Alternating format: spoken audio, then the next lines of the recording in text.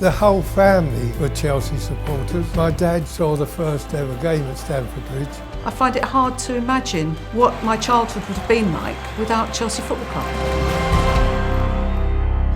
This is the match against Arsenal in 1935.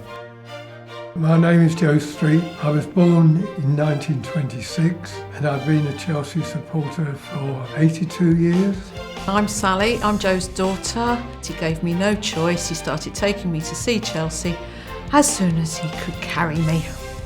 I certainly never ever considered supporting any other side, and I was always surprised at people who thought that they could choose. It was the family religion.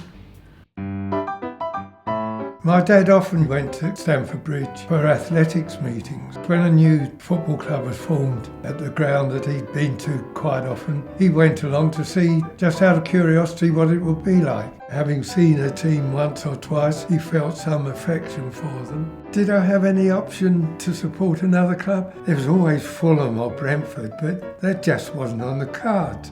Now and again, just to prove to ourselves that we were doing the right thing by going to Stamford Bridge, we went along to see Fulham play and have a laugh.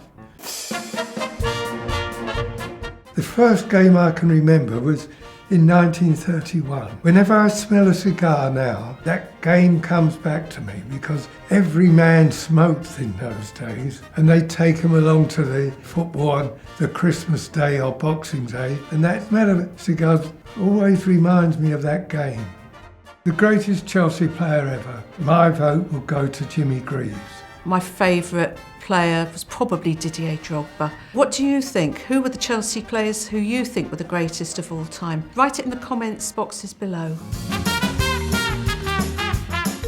The best ever match that I saw ended in defeat 6-5. Chelsea had a new player called Seamus O'Connell. First game, and he scored 3 goals that day. Nobody in the crowd was the least bit worried that Chelsea had lost. It was the year that Chelsea won the championship. Both the Manchester United and the Chelsea players were cheered off the ground. In those days, people didn't have television. If people wanted to see the football, they had to pay to go in. It was a sort of entertainment that cost very little. At the time when they could get 82,000 people into the ground, people were jam-packed. You couldn't move once a game had started. I was taken to football before I could walk. We used to stand with my uncles and cousins, and everybody used to stand in the same part of the ground every week, so you got to know the people around you.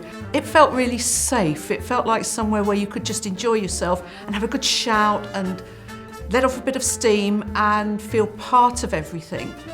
It was what you did. You went to the football at the weekend, and the football was important, and you didn't really question that it was important, you just did it because that's where you lived and that's the ground you went to, and it was all part of your life and your family's life. I remember having my comic rolled up underneath my arm because the men all used to have their newspapers rolled up underneath their arm to read at half-time.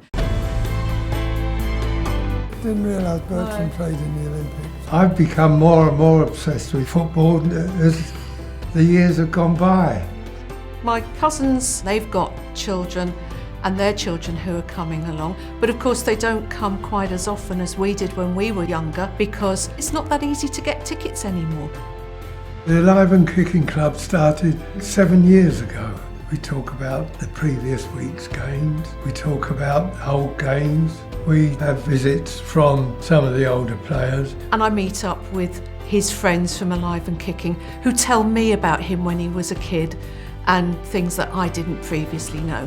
It's been nice talking to you about Chelsea. Bye, see you next season.